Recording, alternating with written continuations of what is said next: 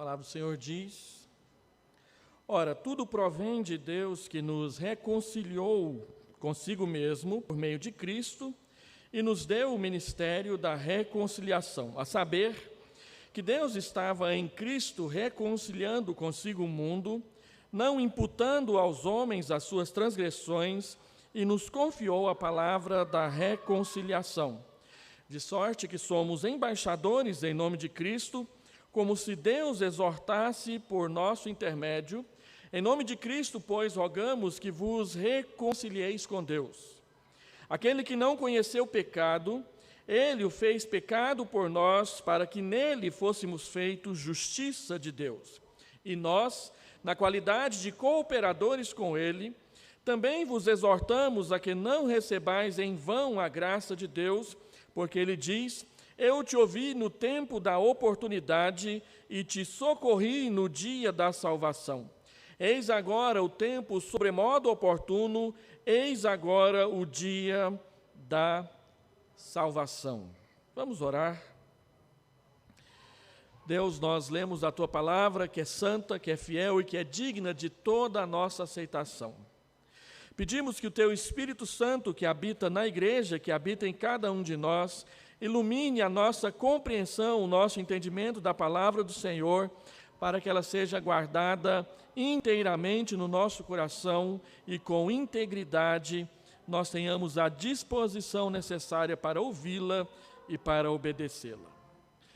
Ó Deus, nós estamos aqui cultuando o Teu nome, adorando o Senhor e pedimos que o Senhor estenda as Tuas mãos sobre nós para nos abençoar, para nos pastorear, para guiar os nossos pés e os nossos caminhos. Pedimos essas bênçãos na palavra do Senhor, em nome de Jesus. Amém, Senhor Deus. Eu tenho meditado sobre esse texto para trazer uma palavra à igreja já há uns 60 dias. Na verdade, estava programando pregar sobre esse texto desde o início do ano, quando pedi ao reverendo James permissão para fazer uma pequena série de exposições em 2 Coríntios, o que aquela série de Eliseu não deixou fazer. Mas esse texto eu gostaria de tratar dele com os irmãos, porque ele trata da essência da vida cristã e de qual é o significado pleno do ministério ou do mistério da aliança que Deus fez conosco por meio de Jesus. Esse parágrafo que nós acabamos de ler, ele faz parte de um bloco maior dentro da epístola de 2 Coríntios, que começa lá no capítulo 2, versículo 14, e ele termina exatamente aqui no versículo 4 do capítulo 6, onde Paulo explica a compreensão dele de como deve ser a nossa vida como cristãos dentro do Evangelho. O Novo Testamento, ele está sempre afirmando que a vida cristã autêntica é essencial e radicalmente diferente da vida humana comum que nós vivemos no mundo antes ou sem conhecer a Jesus Cristo.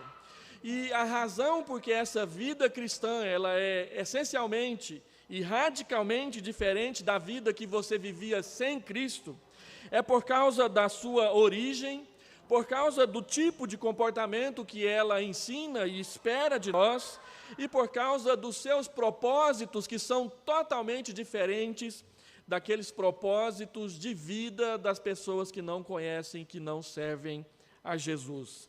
Essa vida tem origem em Deus, essa vida é comprometida com a moral e as virtudes de Deus, e essa vida serve ao propósito único de glorificar a Deus, que também é o propósito de toda a criação de Deus, do mundo, dos animais, dos minerais e também de nós, seres humanos. Essa vida vem de Deus, ela depende de Deus, ela objetiva, ela tem como propósito a manifestação da sua glória entre as pessoas na terra, enquanto ela aguarda também a gloriosa entrada da família de Deus no céu para viver a eternidade com Ele. Um autor que escreveu um livro que ficou muito famoso sobre essa seção da Epístola de 2 Coríntios é um pastor chamado Ray Stedman. Ele publicou em 1975 um livro que tem o título de A Vida Cristã Autêntica. E esse livro, na época, foi um best-seller. Hoje em dia, você conseguir um exemplar, dá o que fazer. Se algum dia você passando numa livraria, num sebo, e der de cara com esse livro, a minha recomendação é que você o compre e não só o tenha como um troféu na sua biblioteca particular, mas leia. Ele fala da essência do nosso relacionamento com Cristo. Ray Stedman, no seu livro sobre esse assunto, ele afirma que externamente a nossa vida pode ser bem parecida com a vida das outras pessoas, visto que nós temos que ganhar a vida, estudar, casar, criar filhos, manter limpo o nosso apartamento ou quintal, fazer compras no supermercado e conviver com aquela vizinha. É igual a vida de todo mundo, mas internamente. Quando nós pensamos nas motivações, quando nós pensamos nos alvos de vida, nas ambições, nos propósitos, essa vida é essencialmente e radicalmente diferente da vida de todas as demais pessoas do mundo que não conhecem Jesus. Porque é vida para Deus. É Deus quem lhe traz a sua motivação, é Deus que governa completamente essa vida, Ele participa, Ele governa, essa vida é vivida por meio dEle, é vivida na presença dEle, é vivida para Ele, como diz Paulo em Romanos, capítulo 11, Ele motiva as nossas ações, as verdadeiras, as dignas, enquanto também Ele corrige as nossas falsas motivações, as nossas ações egoístas, vaidosas, soberbas, equivocadas no nosso caminhar diário. Um autor disse que a vida cristã, na sua essência, é um mendigo ensinando a outro mendigo aonde que ele encontrou pão. É nós que carecíamos inteiramente da graça, do favor, da bênção de Deus, dizendo para as outras pessoas como que essa graça nos alcançou e como que essa graça tem feito a nossa vida ser diferente a cada momento. Paulo está escrevendo esse parágrafo à luz do que ele disse no versículo 17. E assim, se alguém está em Cristo, é nova criatura, as coisas antigas já passaram e eis que se fizeram completamente novas. Mas do que Paulo está tratando aqui? Paulo termina esse grande parágrafo a respeito da aliança com Deus, da vida cristã, falando sobre o ministério da reconciliação. Se você prestou atenção na leitura do texto, você percebeu que a palavra reconciliação apareceu 4 vezes aqui no texto que nós acabamos de ler. E o que ele está dizendo? Ele está dizendo que esse ministério da reconciliação é um ministério que Deus deu a cada um de nós. Deus se reconciliou conosco e Ele nos fez anunciadores, proclamadores, divulgadores do seu projeto de reconciliação dos homens com Ele mesmo. Então eu gostaria de meditar com os irmãos nessa noite sobre o ministério da reconciliação, mostrando aqui nesse texto os 4 fundamentos que o apóstolo Paulo nos dá a respeito do que ele é, qual o seu significado e qual é o nosso papel dentro desse ministério da reconciliação. Em primeiro lugar, o apóstolo Paulo diz que o ministério da reconciliação, ou a reconciliação, ela vem inteiramente de Deus. Se você leu aí no versículo 18, você perceberá isso com todas as letras, quando ele diz: tudo provém de Deus, que nos deu o ministério da reconciliação. Ora, tudo provém de Deus, que nos reconciliou consigo mesmo, por meio de Cristo, e nos deu o ministério da reconciliação. O que é a reconciliação? A reconciliação é o fato de que Deus perdoou os nossos pecados, todos eles. E essa reconciliação entre nós que pecamos e com os nossos pecados ofendemos a santidade de Deus, ela foi iniciada, ela foi projetada e ela foi realizada pelo próprio Deus. Paulo diz que não há nada na nossa reconciliação com Deus que foi iniciativa nossa, que foi ideia nossa, que foi obra nossa, que foi realização nossa. Ele diz, ora, tudo provém de Deus. E quando ele diz tudo, ele está dizendo que nada ficou de fora. Todo o perdão dos nossos pecados, a justificação pela fé, o fato de que Deus nos aceita na sua presença novamente, tudo, absolutamente nada pode ser dito que foi ideia dos homens ou que não foi Deus que fez. Deus é quem toma a iniciativa, Deus é quem realiza a salvação, Deus é quem nos atrai para Ele mesmo através da pregação do Evangelho. É Ele quem modifica a nossa vida por meio da santificação, e é Ele quem garante que nós viveremos com Ele no céu eternamente. Não tem nada que nós alcançamos pela força do nosso braço. Não tem nada que nós alcançamos pela genialidade do nosso raciocínio. Não tem nada que nós conseguimos por causa da força financeira das nossas contas bancárias. Até porque não tem ninguém aqui que tem tanto dinheiro sobrando assim. Mas o que a palavra de Deus diz é: tudo provém de Deus. Para que você recebesse o perdão de Deus, você não fez nada. Deus fez tudo. E Ele te deu, Ele diz, tudo provém de Deus que nos reconciliou consigo mesmo. Um outro lugar onde Paulo trata disso, numa outra perspectiva, é Romanos capítulo 5, quando ele fala que nós somos justificados pela fé, e como resultado disso nós temos paz com Deus, acesso à graça e alegria na esperança. Mas ele diz mais, que essa esperança ela não se confunde por causa de 3 razões. Porque o Espírito nos é dado e ele foi derramado nos nossos corações. Porque Cristo morreu por nós quando nós ainda éramos pecadores. E porque Deus já se reconciliou conosco por meio de Jesus Cristo. Por que eu posso ter segurança da minha salvação? Porque a reconciliação já está realizada. Ele não diz que Deus está se reconciliando com você. Ele diz que Deus já se reconciliou com você por meio de Jesus Cristo.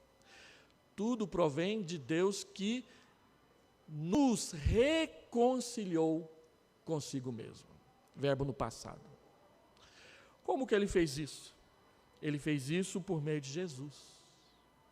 Agora observa que quando Paulo fala que Deus nos reconciliou com Ele, ele traz uma ênfase na individualidade.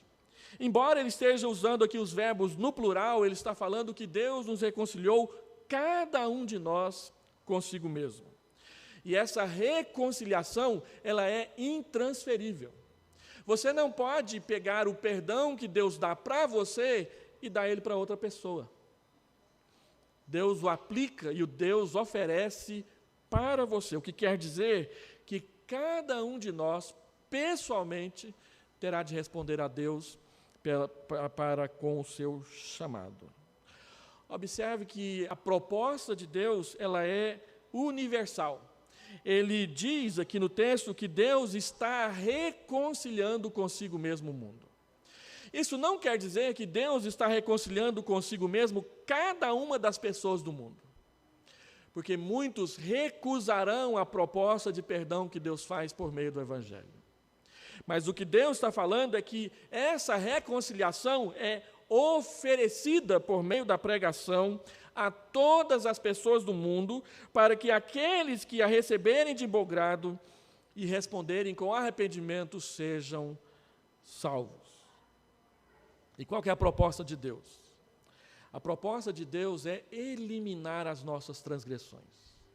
Observe aí no texto que ele diz que Deus estava em Cristo reconciliando consigo mesmo o mundo, verso 19, a saber que Deus estava em Cristo reconciliando consigo o mundo, fazendo o quê? Não imputando aos homens as suas transgressões, e ele nos confiou a palavra da reconciliação. Deus estava não imputando aos homens as suas transgressões. A palavra imputação que aparece aqui é uma palavra rara nas Escrituras, mas é uma palavra forte. A imputação é a base do nosso perdão. O que é imputar? Imputar é simplesmente colocar na sua conta, colocar sobre você, colocar nas suas costas. O que Paulo está falando é que Deus não colocou nas nossas costas o peso da nossa condenação por causa dos nossos pecados. Ele não estava imputando aos homens as suas transgressões. Deus não estava colocando na conta dos homens os pecados que estes homens mesmos estavam cometendo contra a sua santidade. Deus oferece para nós a eliminação da condenação. Lembra de Romanos capítulo 8, versículo 1? Nenhuma condenação há para os que estão em Cristo Jesus. Por quê? Porque a lei de Cristo, a lei da vida, nos livrou da lei do pecado e da morte. Se Deus não imputou sobre nós os nossos pecados, o que Ele fez? Ele perdoou cada um dos nossos pecados por meio da morte de Jesus na cruz. Isso nos leva ao segundo fundamento da reconciliação. O primeiro fundamento é que a reconciliação é uma iniciativa de Deus, é uma realização de Deus, é uma proposta de Deus, é Ele quem nos reconcilia com Ele mesmo. É Ele quem oferece o perdão. E é Ele quem aplica o perdão às nossas almas. Mas, em segundo lugar, e ao lado disso, Paulo nos ensina que o método da reconciliação é Jesus Cristo. Cristo é o único mediador da reconciliação. Olha o verso 21, que é um dos versos mais importantes do Novo Testamento a respeito do perdão dos nossos pecados. O que o texto está dizendo? Ele diz: aquele que não conheceu o pecado, Ele o fez pecado por nós. Para quê? Para que nele fôssemos feitos justiça de Deus. No seu comentário de 2 Coríntios, o reverendo Hernandes Dias Lopes, ele faz uma conta de matemática simples ao comentar esse versículo. Ele diz que a nossa salvação, na cabeça de Deus, é uma conta matemática muito fácil de você entender, decorar e aprender. Deus não colocou na nossa conta os nossos pecados. Deus colocou na conta de Jesus os nossos pecados. Deus colocou na nossa conta a justiça de Jesus. Ele não levou em conta os nossos pecados, Ele cobrou os nossos pecados em Cristo, e Ele aplicou a justiça fiel e obediente de Jesus na nossa conta. Essa é a nossa salvação. Ele se tornou pecado em nosso lugar. Gálatas diz que Ele se fez maldição em nosso lugar. Ele viveu uma vida de justiça e honestidade, e quanto mais justiça ele praticava e quanto mais bem ele fazia às pessoas, mais as pessoas o odiavam ali em Jerusalém. Diné e eu estamos lendo, na nossa leitura anual das Escrituras, agora os Evangelhos. Acabamos de terminar essa semana a leitura sobre a morte e a ressurreição de Jesus no Evangelho de Lucas. E é interessante e humilhante nós vemos como que Jesus cura uma pessoa e aquelas pessoas, os fariseus, os religiosos daquela época, em vez de glorificarem a Deus, ficam com raiva dele. Em vez de agradecerem a Deus porque enviou um profeta, eles usam a palavra de Deus interpretada de forma torcida para dizer que Jesus está violando a palavra de Deus. E por inveja, em vez de amar Jesus, eles odeiam Jesus. e o povo é facilmente levado pelas ideias deles. A palavra de Deus diz que nós podemos conhecer muito a respeito da palavra de Deus e não conhecer a Deus pessoalmente de forma nenhuma. Você sabe de tantas pessoas que você fala de Jesus para elas e elas citam versículos da Bíblia de cor para você, mas não dão a mínima para Jesus. Não querem nem saber. Mas a Bíblia diz que Deus diz que aquele que não pecou, Deus o fez pecado por nós, em nosso lugar, a nosso favor, para que nós fôssemos os mais beneficiados da sua ação, porque nele nós fomos feitos justiça de Deus, nenhuma condenação há para os que estão nele, em Cristo Jesus. De modo que a única forma de você receber o perdão dos seus pecados da parte de Deus é se arrependendo e aceitando que o sacrifício de Jesus realizado na cruz foi também por você, para você, que é pecador, que é pecadora. Terceiro lugar,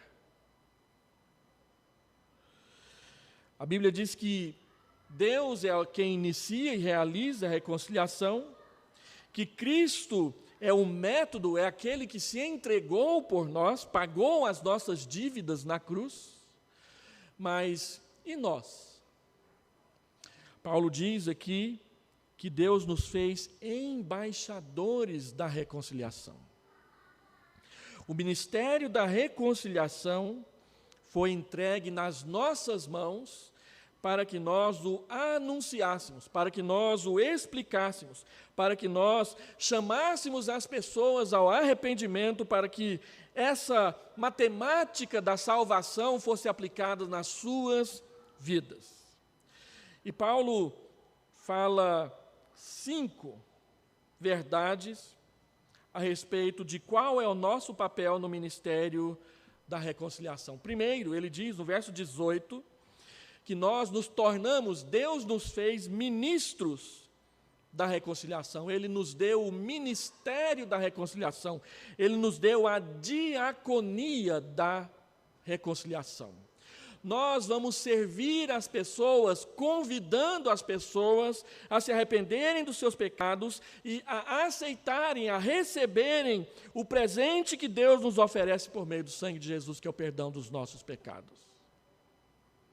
Nós somos ministros de Deus para proclamar e promover a reconciliação de pecadores com Deus. Assim como Ele se reconciliou conosco, agora Ele diz que nós devemos levar a mensagem da reconciliação para que mais pessoas também sejam reconciliadas com Ele.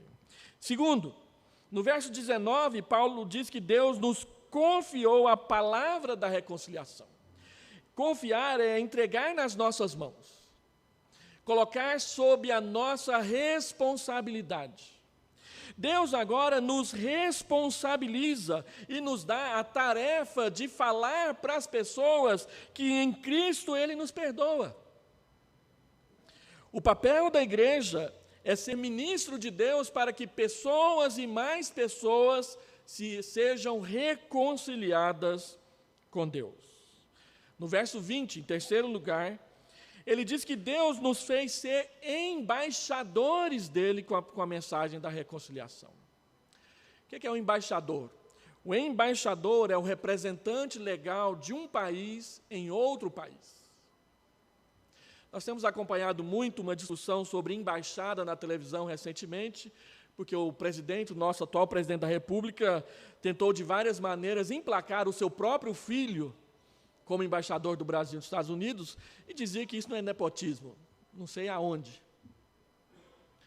Mas a ideia, o conceito de ser embaixador, então, está na cabeça dos brasileiros aí facinho. O embaixador é aquele que representa o seu país no outro país. Toda vez que tem uma crise internacional, o país ofendido chama quem para receber o puxão de orelha em primeiro lugar? O embaixador. Recentemente chamaram o embaixador do Brasil num palácio aí para dizer por que o Brasil não está apoiando a gente. Então, nós somos embaixadores de Deus. Nós somos representantes de Deus aqui na terra no que diz respeito aos seus propósitos para com as pessoas. E quais são os propósitos de Deus para com as pessoas? Reconciliação. Qual é o assunto que nós temos para conversar com as pessoas lá fora? Reconciliação. Reconciliação de você pecador, de você pecadora com Deus, porque Deus ofereceu Jesus para te dar o perdão. Uma vez chegaram para Billy Graham e perguntaram para ele: por que o senhor não se candidata à presidência da República dos Estados Unidos da América? E ele tinha condição, era famoso, era conhecido. Mas ele disse: olha, eu não aceito concorrer à presidência dos Estados Unidos porque eu não quero ser rebaixado de posto. Eu sou embaixador de Deus. Ser presidente dos Estados Unidos é muito menos do que ser representante de Deus aqui na terra. E eu não quero isso. O conceito parece estranho para quando nós pensamos no mundo, mas ele é pleno de verdade, porque ser embaixador de Deus é ser embaixador daquele que criou todas as coisas. E não só de um país que tem lá um arsenal bélico muito grande, e é só por isso que ele se mantém onde ele está. Meu irmão, minha irmã, Deus te nomeou embaixador, embaixatriz dele aqui na terra. Paulo não está falando só dos pastores e pregadores. Paulo está falando dos cristãos. Mas ele diz mais. Ele diz que Deus exorta as pessoas por nosso intermédio, versículo 20. Deus diz que, Paulo está dizendo que Deus exorta, estimula, anima as pessoas a se reconciliarem com Ele através de você, do seu testemunho, das suas palavras. Quando você conversa com as pessoas, quando você fala de Jesus para as pessoas, você está sendo instrumento de Deus para que essa pessoa, para que essa mulher, para que este homem, para que essa criança, para que esse adolescente, esse jovem, seja reconciliado com Deus por meio de Jesus Cristo. Exortar é estimular, incentivar. Nós somos incentivadores para que as pessoas acertem as suas vidas com Deus. Em quinto lugar, Paulo diz que fazendo tudo isso, versículo 2 do capítulo 6, nós somos cooperadores com Deus. Quando nós falamos para as pessoas se arrependerem dos seus pecados e se reconciliarem com Deus, nós estamos trabalhando junto com Deus na sua obra. João usa uma expressão semelhante na sua terceira carta, no versículo 8, quando ele diz que quando nós cooperamos, quando nós hospedamos e quando nós investimos no trabalho missionário, enviando os missionários para a pregação em outros lugares, e fazemos isso de modo digno, nós nos tornamos cooperadores de Deus no seu trabalho. Um cooperador é aquele que trabalha ao lado do outro que já está trabalhando. Todas as vezes que você dá testemunho da graça de Deus na sua vida, você está cooperando como ministro, como ministra da reconciliação, para que as pessoas conheçam o perdão de Jesus e a reconciliação com Deus. E quarto e último lugar, a reconciliação provém de Deus. O meio que Deus realiza a reconciliação é o sacrifício de Cristo na cruz. Ele faz de nós ministros, embaixadores da reconciliação. E ele diz, em quarto e último lugar, que a oportunidade de você ser reconciliado com Deus é hoje. Olha o versículo 1 e o versículo 2 do capítulo 6. Ele diz: porque ele diz, eu te ouvi no tempo da oportunidade, e te socorri no dia da salvação. Eis agora o tempo sobremodo oportuno, eis agora o dia da salvação. Hoje, Hoje é o dia da salvação. Hoje é o dia da reconciliação. Se você ainda não se arrependeu dos seus pecados e entregou a sua vida a Jesus, ou recebeu Jesus como seu Salvador, a Bíblia nos manda dizer que hoje, mais uma vez, Ele te oferece essa condição e essa oportunidade na sua vida. O chamado da reconciliação é uma exortação que Deus diz que nós devemos ter como cristãos sempre nos nossos lábios, na nossa boca. Paulo diz: e nós, na condição de embaixadores de Deus, rogamos a vocês, reconciliem-se com Deus. Meus irmãos, nós nos reconciliamos com Deus quando recebemos Jesus como nosso Salvador, mas nós também nos reconciliamos com Deus quando, em contrição, confessamos os nossos pecados para Ele. Porque a Bíblia diz que os nossos pecados causam separação entre nós e Deus. Então, quando nós confessamos os nossos pecados, nós estamos reconhecendo que Deus é justo em nos condenar e, ao mesmo tempo, pedimos e imploramos e rogamos a mediação de Jesus a nosso favor, para que, mais uma vez, Deus aplique o seu perdão sobre os nossos pecados. Mas nós temos que fazer uma pequena separação aqui. Existe a reconciliação, como todo o processo da reconciliação, que é aquela reconciliação de você reconhecer que você é pecador e que você precisa de Deus. E existe aquela reconciliação que, depois de ter se reconciliado com Deus, você o entristeceu, você o magoou, você o ofendeu, pecando outra vez contra Ele. Estes pecados que nós cometemos depois da reconciliação, depois de recebermos o perdão dos nossos pecados, eles não nos tiram a salvação, mas eles tiram de nós a alegria da salvação, texto que o nosso irmão Luciano leu no início do período de cânticos para nós aqui nessa noite. Então, duas coisas nós precisamos entender. Primeiro, se você nunca deu uma resposta a Jesus a respeito do convite à salvação, façam. Dizer que conhece Jesus, mas não se arrepender dos seus pecados, não significa que você já é salvo. A salvação nos é dada não porque nós sabemos a respeito dela. A salvação nos é dada porque nós a pedimos, quando pedimos perdão para Deus pelos nossos pecados. Você saber que o seu irmão tem raiva de você e ficar triste por isso, não altera em nada a sua relação com o seu irmão, se você não for lá na casa dele, bater na porta dele e dizer: olha, eu sei que eu te ofendi e vim aqui agora te pedir perdão. Você não é perdoado só porque você sente que você errou. Você é perdoado quando você pede o perdão. Então você precisa pedir a Deus que Ele te perdoe e te reconcilie com Ele por meio de Jesus Cristo.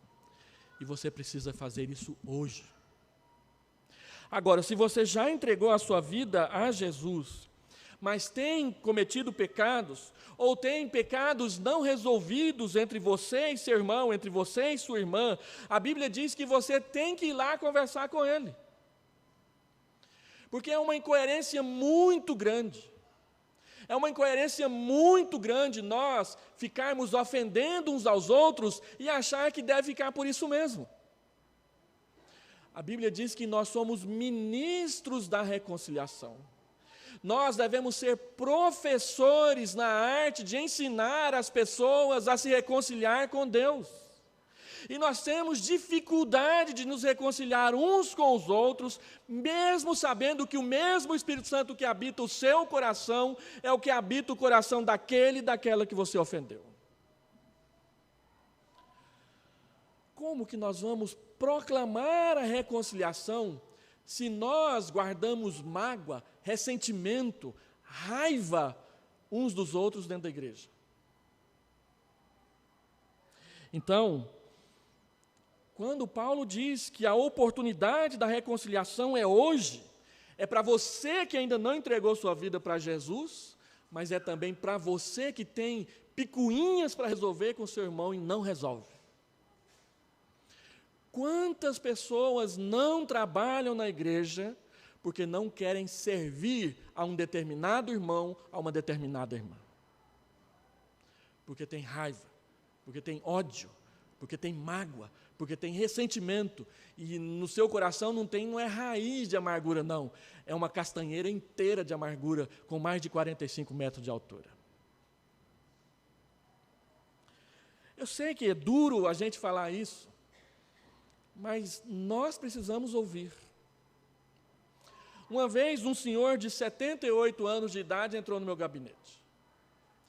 Ele estava com raiva da sua esposa, sua segunda esposa. E ele dizia para mim: pastor, o senhor tem que falar para essa mulher separar-se de mim, porque ela fica me apoquentando a alma o dia inteiro, eu não aguento mais. E eu disse para ela: meu irmão, para com isso. Você já tem 78 anos de idade, acerte a sua relação com a sua esposa, porque daqui a pouco você terá 80 e você já não tem tão boa saúde. Quem vai cuidar de você? Não, pastor, essa mulher não serve. 3 anos depois, 3 anos, não foi 3 semanas, não, 3 anos depois, ele, de tanto pegar no pé da esposa, ela resolveu se separar dele. Aí ela foi no meu gabinete e disse: pastor, estou jogando a toalha, estou indo embora, e eu vou lá para o Espírito Santo, para longe dele. Aí ele veio no meu gabinete: pastor, o senhor tem que falar para essa mulher que ela não pode separar de mim. Eu já tenho 81 anos de idade, quem é que vai cuidar de mim quando eu ficar doente? Falei: meu irmão, eu te falei isso há 3 anos atrás. Ah, pastor, mas o senhor não falou com força. Aí eu fiquei pensando assim, o que é falar com força? Será que é pegar uma Bíblia Vida Nova, de capa dura, e bater na cabeça das pessoas? Um pastor lá de Gurupi fez isso com um crente, quebrou o pescoço dele, ele morreu. Foi noticiado no Jornal Nacional. Será que fazer com que as pessoas perdoem umas às outras precisa da gente dar cacetada na cabeça? Ah, pastor, só não falou com força, então eu estou falando com força agora. Ouça a palavra de Deus. Não deixe, a Bíblia diz, não deixe o sol se pôr sobre a sua ira. Não vai dormir irado com seu irmão, não vá dormir irado com a sua esposa, não vá dormir irado com seu pai, não vai dormir irado com a sua irmã. Não vai dormir irado com um membro da igreja que senta no mesmo banco que você todo domingo à noite. Vá conversar com ele. Agora, ao ir conversar com seu irmão, o que você vai levar nos seus lábios? Paulo está dizendo: o ministério da reconciliação. Leve o perdão. Leve o pedido de perdão. Leve a disposição de não permitir que essa situação perdure. Leve a disposição, e não só o conceito, de amar o irmão como Cristo amou a sua igreja. Leve aquilo que você aprendeu na escola dominical, que você esteve presente. A palavra de Deus diz que a oportunidade de ser reconciliado com Deus é hoje. A decisão, ela é pessoal e ela é voluntária. Ele diz: nós vos rogamos que vos reconcilieis com Deus. No versículo anterior, Paulo diz que Deus nos reconciliou com Ele. Agora ele está dizendo que ao ouvir a pregação, você deve se decidir e você se reconciliar com Deus. E ele diz mais: não receba a graça de Deus em vão. A reconciliação é um favor que nós recebemos, que nós não merecemos. Nenhum de nós merece o perdão dos pecados. Nenhum de nós merece a salvação. Nenhum de nós merece as promessas da nova Jerusalém da eternidade. No entanto, Deus nos deu de graça. De graça para mim e para você. Mas custou o sangue de Jesus para Deus. Foi isso que custou para Deus. Ele entregou para que houvesse perdão no nosso meio, o seu próprio Filho. Então ele diz, hoje, agora é o tempo sobremodo oportuno. Nós aprendemos que oportunidades, elas vêm e elas vão. Existem coisas, existem momentos na nossa vida, ou a gente pega ou a gente perde. Tem gente que chora até hoje a namorada que ele perdeu. Tem gente que chora aquela viagem que não fez. Mas a oportunidade veio. E ela passou. A palavra de Deus diz que Deus oferece a sua graça e o seu perdão, mas haverá um momento em que isso não mais acontecerá.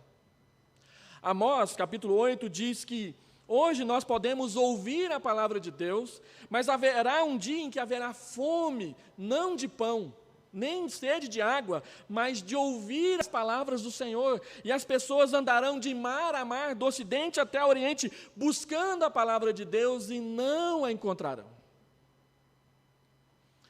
Pode ser que você ouça falar a respeito de confessar o pecado e receber o perdão de Deus hoje, e nunca mais ouça. Pode ser que hoje você está entendendo o Evangelho a ponto de ter condição de tomar uma decisão a respeito de Jesus. Mas aí você sai pelaquela porta, sente o cheiro do primeiro pit dog que tiver aí e o sabor do hambúrguer te leva a esquecer tudo. Ou se é torcedor do Goiás, antes da porta. Porque a gente fica lá na porta esperando alguém cumprimentar, a gente fala, o sermão foi bom. Alguém já cumprimenta assim, você viu Goiás?